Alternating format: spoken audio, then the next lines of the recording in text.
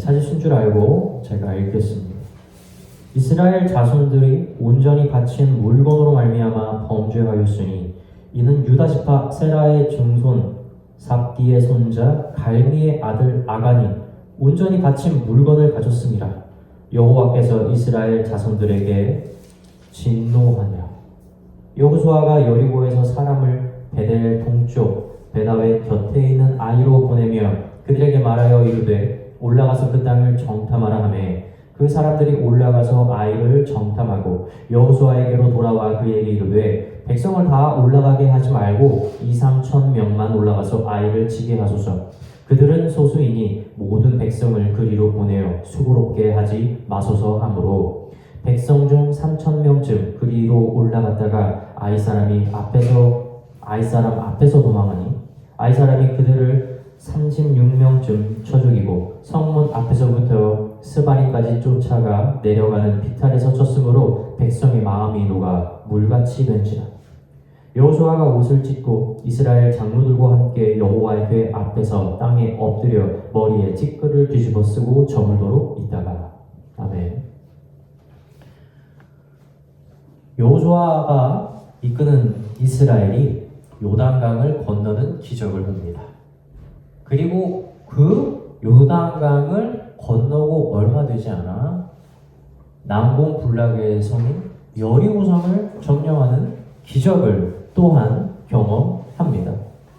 이런 놀라운 사건이 어디까지 기록되어 있냐면 오늘 지금 보고 있는 여호수아 7장 바로 앞에 6장의 마지막 절에서 이렇게 끝이 나요. 이야기가. 이스라엘 백성들의 마음이 얼마나 산위가 올라갔겠습니까? 그리고 딱 한 장 넘어가자마자 7장 1절에서 시작을 하는 것이 무엇입니까? 바로 이스라엘의 범죄로 시작을 하고 있습니다. 제가 다시 여호수아서 7장 1절을 읽겠습니다. 이스라엘 자손들이 온전히 바친 물건으로 말미암아 범죄하였으니 이는 유다 지파 세라의 증손 삽디의 손자 갈미의 아들 아간이 온전히 바친 물건을 가졌습니다. 여호와께서 이스라엘 자손들에게 진노하시니라. 여러분 이 말씀을 잘 보셔야 되죠. 왜 그렇습니까? 누가 범죄를 저질렀다고요? 그냥 단순하게 성경이 아간이다라고 얘기를 합니까? 아닙니다. 아간이라는 사람 한 사람이 범죄했는데 누구를 언급해요? 그 사람의 아버지의 이름을 언급하고 또 그 아버지의 아버지의 이름을 언급하고 또 그 가족이 속한 지파의 이름을 언급을 합니다. 결국 이건 뭘 얘기합니까? 하나가 생략됐죠. 이건 곧 누구의 범죄다? 더 거슬러 올라가서 결국 이스라엘의 범죄다라는 거예요. 아간 한 사람의 범죄가 결국 이스라엘을 망하게 하는 독이 되었다는 것이죠. 저는 오늘 아이성 점령에 실패한 이스라엘을 통해 죄의 속성에 대해서 여러분들과 깊이 나누고자 합니다. 이 오늘 본문에 등장하는 아이성은요, 이 앞서 점령했던 여리고성에 비해서 한참 작은 성이었습니다. 여리고성은요, 모든 백성이 다 달려들어도 점령이 불가능해 보여요. 근데 아이성은 어떻습니까? 몇천 명만 가더라도 충분히 점령할 수 있을 것 같아요. 여리고성은 어떻게 했습니까? 너무 성이 크니까 정탐꾼이 따로 들어가서 첩자를 보내가지고 기생라합의 집에 며칠을 유숙하면서 정보를 모으지 않았습니까? 그랬던 성이었어요. 근데 이 아이성은 겉으로만 보더라도 충분히 점령 가능해요. 그래서 정탐꾼들이 보고 와서 이렇게 보고합니다. 오늘 본문 말씀 3절 말씀 제가 읽겠습니다. 백성을 다 올라가게 하지 말고 2-3천 명만 올라가서 아이를 치게 하소서. 그들은 소수이니 모든 백성을 그리로 보내어 수고롭게 하지 마소서. 아니 가나안 땅 점령할 때는 어떻게 보고했습니까? 아니 저들은 거민이고 우리는 메뚜기와 같다라고 얘기를 했잖아요. 근데 지금 완전 반대로 보고하지 않습니까? 뭐라고 해요? 아우 쟤네 너무 작다. 우리 지금 다 전투에 갈 필요가 없어요. 우리 몇천 명만 가서 싸워도 이길 수 있습니다라는 것이죠. 지금 이스라엘이 어떻습니까? 앞서 뭘 점령했어요? 여리고성 그 어마어마한 성을 점령하고 나와서 막 고무되어가지고 보고 바로 생각이 든 거예요. 아 우리 할 수 있다. 이제 이스라엘이 굉장히 고무가 되어져 있어요. 네, 우리는 어떤 전쟁을 해도 할 수 있겠다는 이런 생각이 들게 된 것이죠. 그래서 여호수아가 어떻게 했어요? 진짜 그 말을 듣고 딱 3,000명 올려보냅니다. 그런데 웬걸? 전쟁을 시작하기도 전에 갑자기 사람들이 막 죽어나가기 시작을 하는 거예요. 근데 여러분 놀라운 겁니다. 전쟁에서 죽는 거 잘 못 봐요, 이스라엘은. 뭔가 잘못됐다는 거예요. 몇 명만 죽어도 이상하다는 거죠. 여리고성 점령할 때 그 거대한 성 무너뜨리는데 누가 죽었습니까? 한 명의 사상자도 나오지 않았었거든요. 그런데 이 아이성 조그만한 거 가서 올라갔더니 세상에 사람들이 막 죽기 시작을 하는 겁니다. 그래서 도망을 치면서 이스라엘 백성들의 마음이 간담이 다 녹아내린 거예요. 너무 무서운 거예요. 우리는 이 사건을 통해 믿음의 속성을 엿볼 수가 있죠. 자, 가나안 땅 바라볼 때 어떻게 했다고 했죠? 자기들이 너무 약하고 저긴 너무 강한 거예요. 근데 아이성 볼 때는 어때요? 저기 너무 약하고 내가 어때요? 내가 충분히 강하다는 생각이 드는 거죠. 여기에서 한 가지 실수를 하는 거예요. 뭘 보는 겁니까? 그 성의 크기를 보는 거예요. 성의 크기를.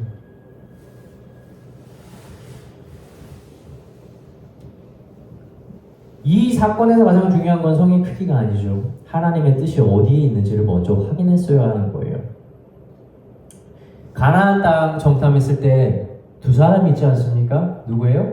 갈렙과 여호수아예요. 근데 이 두 사람 빼고 나머지는 다 뭐라고 했습니까? 우리는 망했다는 얘기예요. 엄청 부정적인 보고를 합니다. 그런데 하나님이 누굴 봤어요?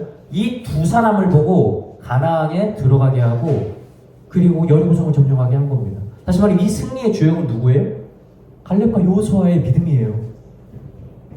여러분 근데 아이성은 어떻습니까?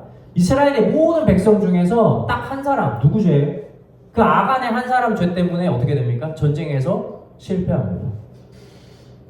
참 아이러니하지 않습니까? 비율로 보자고요.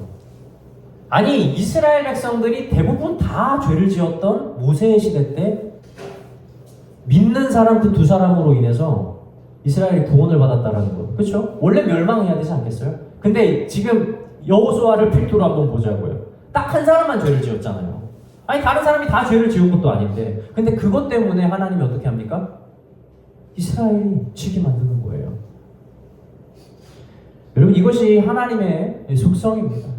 두 가지가 같이 있죠. 무엇입니까?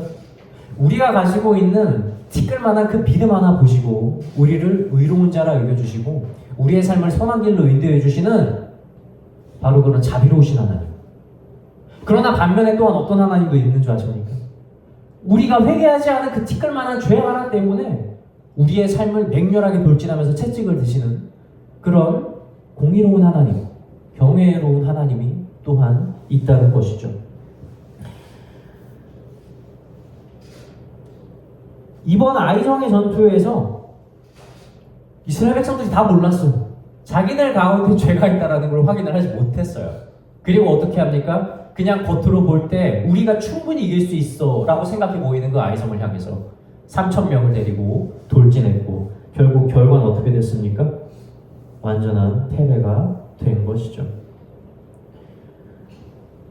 거대하잖아요? 여러분 그럼 사람들은요 준비합니다. 여러분 여리고성 있잖아요? 함부로 안 가요. 하나님한테 물어봅니다. 그 정탐꾼 보내요. 며칠 동안 전략자죠. 생각하는 거예요. 여리고성을 무너뜨린 사람들이 어떤 실수합니까? 아이성 같은 곳 만나잖아요? 너무 아무것도 없어 보이고 너무 평범해 보이고 내 능력으로 충분히 내 경험과 지식이면 충분히 이걸 이길 수 있을 것 같아 라고 하잖아요? 그럼 어떻게 합니까? 하나님한테 안 물어봐요. 그냥 갑니다. 내가 해보겠다는 것이죠. 이스라엘이 이런 실수를 한 것이죠. 결국 우리의 삶에서 가장 중요한 건 그래서 어디서 걸릴까요? 그건 우리 앞에 있는 성의 크기가 아니에요. 우리 앞에 큰 성이 있다고 우리가 무너집니까? 아니죠. 오히려 오늘 이 두 사건에서 우리가 봐야 되는 건 무엇이냐면 우리를 무너뜨리는 건요 거대한 여리고성이 아니에요. 우린 계속 준비하고 대비하거든요. 근데 어디서 무너집니까? 아무것도 아닌 아이성에서 뭘 하지 않아서? 나를 내려놓고 하나님을 의지하지 않아서, 내 죄를 회개하지 않아서 바로 우리는 그곳에서 넘어진다는 것입니다. 많은 그리스도인들이 큰일 앞에서는요, 하나님 앞에서는 다 기도하고 뜻을 구합니다. 자신의 삶의 분기점이 될 만한 거대한 사건들, 뭐 수능 시험이 있어요, 임용 시험이 있어요, 이럴 때 기도 안 하겠어요? 절로 나오죠. 그리고 청년들이 자신이 앞으로 만나게 될 배우자를 위해서 아니 생각 안 나겠어요? 기도하게 됩니다. 왜 그렇습니까? 아니 중요하니까 그런 거예요. 성인이 되어서 일을 하는 사람들이 자기 직장을 위해서 기도 안 하겠습니까? 그리고 자기 사업체가 잘 되게 기도 안 하겠어요? 하죠. 왜 그렇습니까? 생각 안 해도 나오니까. 이건 내 인생에서 굉장히 중요한 사건이라고 우리가 믿으니까 기도를 하는 거예요. 여러분, 그런데 우리가 어디서 기도를 안 하는 줄 아십니까? 우리가 당장 내 삶에서 있는 아이성과 같은 수많은 일에 대해서는 여러분 기도를 안 하는 거예요. 내가 오늘 누군가를 만났을 때 이 사람에게 해줄 하나의 말을 위해서 기도를 안 해요. 내가 오늘 가정에서 자녀를 향해서 어떤 표정을 지을까는 기도하지 않는 거예요. 내가 직장에서 지금 정직하게 행해야 될 그 한 가지를 위해서 하나님한테 기도를 하지 않는 겁니다. 여러분, 우리의 삶이 왜 망하는 줄 아십니까? 거대한 일에서 우리가 실패했던 것 같으세요? 전혀 그렇지 않아요. 이런 작은 일 하나하나에서 우리가 실패하는 거예요.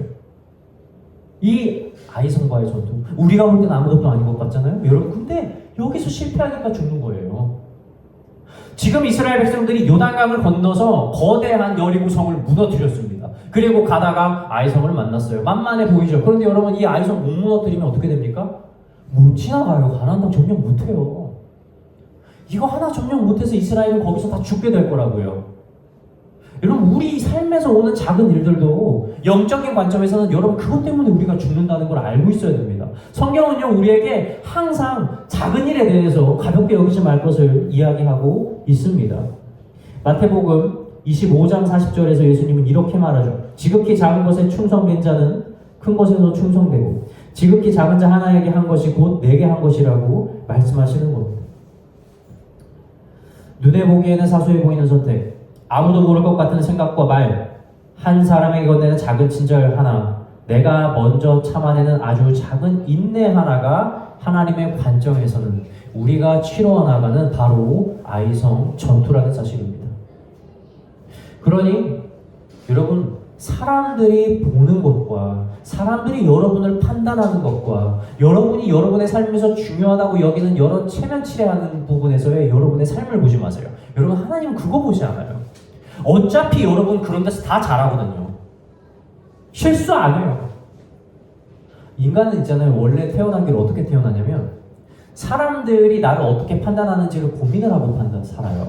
그래서 사람들이 나를 보는 것에 대해서 항상 인식을 하고 내가 어떻게 살아갈까 고민을 합니다. 그러니까 이런 부분에 대해서 기도를 하는 거예요. 이게 우리의 삶에 굉장히 중요하거든요. 사회가 나를 인식하는 것이 곧 나의 성공과 관련이 있다는 걸 우린 이미 본능적으로 알고 있는 거예요. 연구 결과가 그래요. 그러니 다른 사람에게 잘하는 거, 사회 나가서 잘하는 거 자랑 아니에요. 인간은 원래 그걸 잘한다고요. 근데 지금 하나님은 뭐라고 합니까? 여리고성 적탐꾼 보내고 하는 거 누구나 다 하는 거예요. 그런데 뭘 안 합니까? 아이성같이 작은 전투에서는 왜 교만해져서 하나님을 의지하지 않는가? 우리에게 이런 질문을 던지고 있다는 것입니다. 큰 사역, 큰 성공, 큰 기도 제목에는 민감하면서도 오늘 내 옆에 있는 한 사람에게 어떤 말을 건네는지 이런 부분에 대해서는 과연 우리가 잘 우리를 돌이켜보고 있는지 봐야 한다는 점입니다. 그러므로 오늘 우리의 눈을 큰 사건, 큰 일에 두는 것이 아니라 우리 주변에 있는 작은 것으로 돌립시다. 세상이 주목하는 큰 무대가 아니라 하나님이 주목해서 보고 있는 우리의 삶의 작은 무대 하나하나를 봅시다.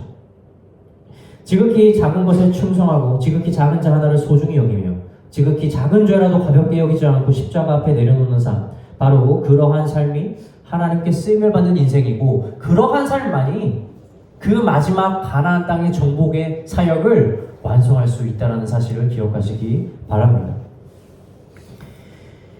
아이성에서 거대한 실패를 경험을 했어요. 그런데 여러분, 여호수아 대단하지 않습니까? 참 좋아요. 어떤 실수하지 않습니까? 모세의 이스라엘이 저질렀던 실수를 하지 않아요. 모세의 이스라엘은요, 요단강을 앞두고 가나안 땅을 점검 탐방했을 때 사람들이 뭐라고 했어요? 불평불만했잖아요. 근데 그뿐만 아니었죠. 우리가 모세의 이스라엘이 얼마나 많은 불평불만을 했습니까? 그래서 그들이 못 간 거예요. 그러한 실수 때문에 못 들어갔어요. 그런데 여호수아의 이스라엘은요, 실수하지 않습니다. 여호수아가 자기 이스라엘 백성들에서 장로들을 모두 데리고 어떻게 합니까? 하나님 앞에 머리를 숙여요. 성경은 정확하게 어떻게 말하느냐? 우리 여호수아 7장 6절 본문 말씀이니까 한번 읽어보겠습니다. 여호수아가 옷을 찢고 이스라엘 장로들과 함께 여호와의 궤 앞에서 땅에 엎드려 머리에 티끌을 뒤집어 쓰고 저물도록 있다가. 두 가지 표현을 잘 봐야 됩니다. 뭐예요? 땅을 어떻게 해요? 땅에다가 엎드려서 머리에다가 티끌을 뒤집어 썼다는 것이죠. 이것이 무엇입니까? 하나님 앞에 모든 것을 내려놓는다는 의미입니다. 두 번째, 또 어떤 것이었죠? 저물도록 있었다라는 표현이죠. 이것은 무엇이냐면 하나님께서 자신에게 응답을 해주기까지 기도를 멈추지 않았다는 것을 의미합니다. 이러한 회개의 모습은 상당히 중요합니다. 왜 그렇습니까? 이것이 뭘 얘기해 주는 거예요? 아니, 모세 이스라엘도 범죄했고 그래요. 여호수아 이스라엘도 범죄했죠. 그런데 얘네 둘의 차이가 뭐냐고요? 모세 이스라엘은요, 자신들이 범죄한 것으로 인해서 처벌받았을 때 이를 갈았어요.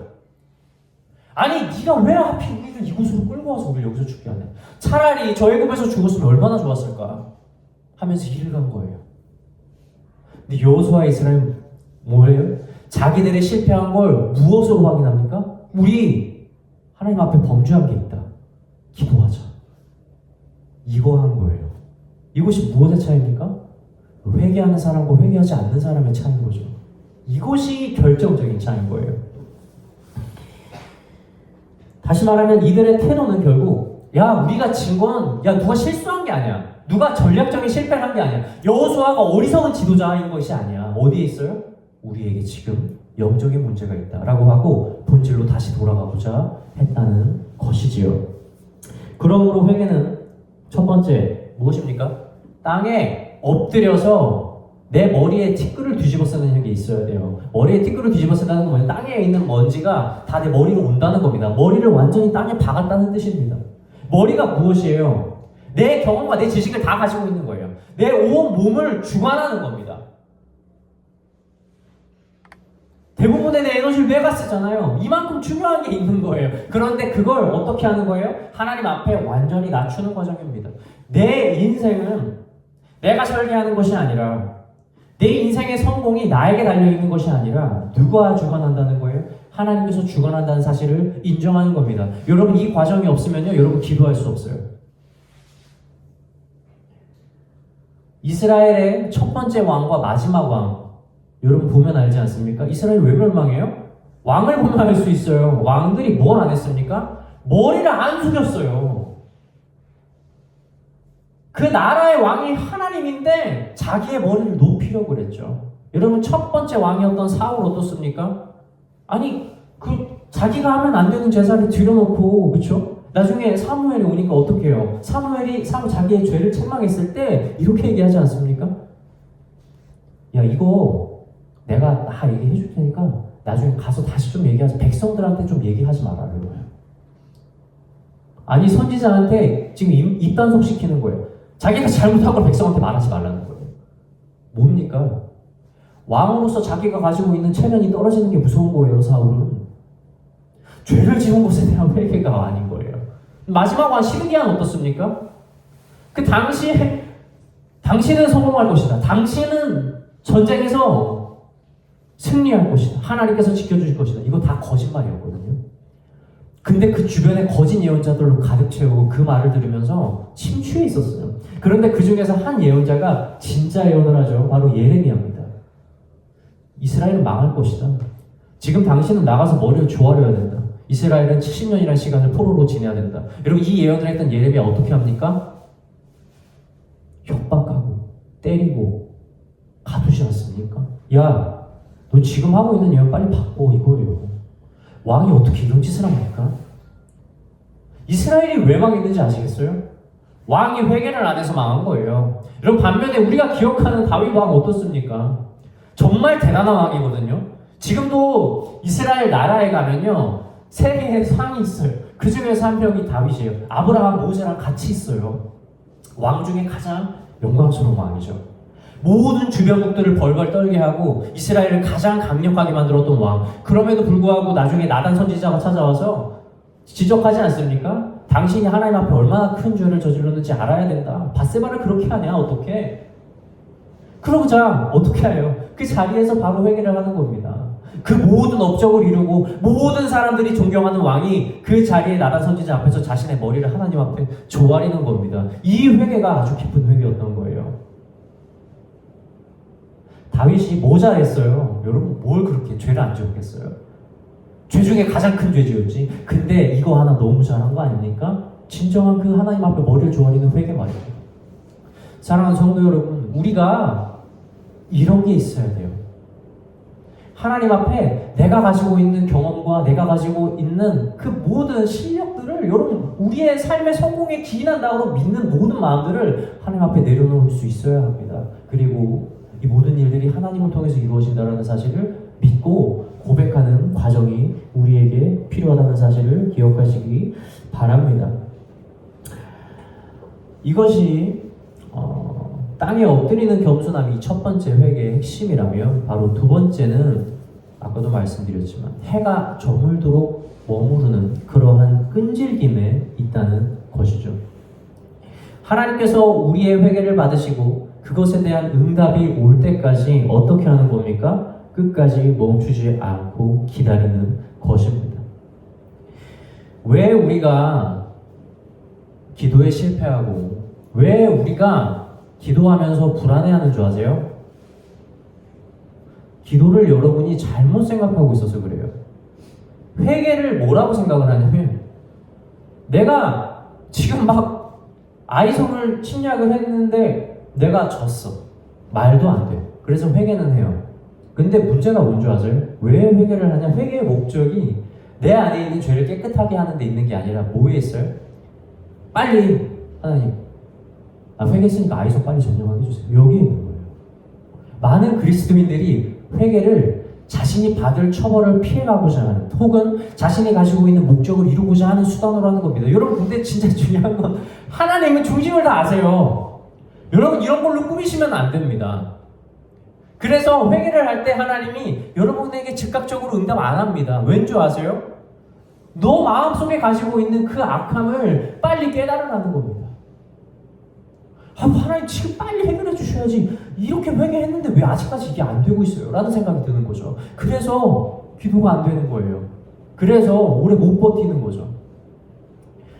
오늘 지금 이스라엘이 아이성을 점령하지 못한 죄 누구 때문이에요? 아간 때문이죠. 여러분, 이 아간이 뭘 했어요? 거기에서 있는 걸 훔쳤는데 그럼 이 아간이 못 사는 사람이었냐? 아니요, 그렇지 않습니다. 여호수아서 나중에 7장 넘어가서 24절에 보면 이 아간의 삶에 대해서 나오는데, 이 아간이요, 가지고 있는 것이 진짜 많아요. 자녀들도, 딸들, 아들들도 있고 가축들도 종류별로 다 가지고 있는 사람이에요. 다시 말하면 이스라엘의 모든 사람들 중에서 그 유지자들 중에 한 명인 거예요. 엄청 부자인 사람이죠. 근데 여러분, 이 부자가 굳이 왜 그걸 가지고 갔을까요? 여러분, 여기에는 정말 우리가 잘 놓치는 키워드가 있는데, 그건 바로 빨리입니다. 빨리. 오늘 이 시대가 우리를 왜 자꾸 멍청해 보이게 하고 어리석게 만들어 보이는 줄 아세요? 바로 이 빨리라는 키워드 때문에 그래요. 왜 오늘날 청년들이 자생력이 점점 없어지는 줄 아십니까? 자기가 사회에 나가서 사람들에게 조금이라도 빨리 성공한 모습을 보여주고 싶어 하는 거죠. 여러분, 투기라는 개념이 왜 들어온 줄 아십니까? 1970년대에서 미국에서 들어왔잖아요. 은행원들이 가지고 왔는데, 이 투기라는 개념은요, 원래 그 전에 없었어요. 되게 성실하게 살아가는 삶의 모습을 가지고 있었어요, 전형적으로. 그런데 내가 지금 필요하지 않지만 나중에 가치가 되고, 다시 말하면 빠르게 성공을 해서 빠르게 모든 것을 누리고 싶어하는 그러한 마음들이 이 투기라고 하는 걸 만들어낸 겁니다. 그리고 오늘 그것을 너무 우리는 당연하게 여기고 있죠. 아간의 마음이 그러지 않았습니까? 이미 가지고 있지만 뭘 하는 거예요? 내가 조금 더 빠르게 남들보다 앞서가고 내가 가진 것을 조금 더 빠르게 준비해서 미래를 대비하고 싶어하는 마음. 여러분 이게 지혜입니까?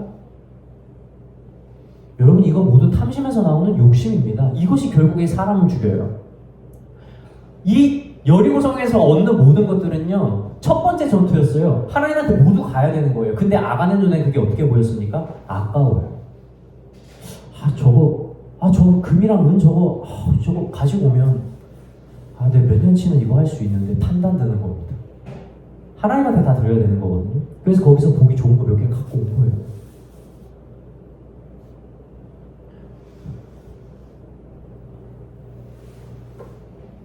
결국엔 내가 이렇게 다 하나님께 드리면 어떡하냐, 남는 게 어딨냐 하는 그런 불안감, 그리고 앞으로 내가 우리 집안의 앞날을 어떻게 세울까 하는 그러한 조급함, 그런 마음이 결국 이 사다를 만든 것 아니겠습니까? 나와요. 여호수아 계속 읽으면 나옵니다.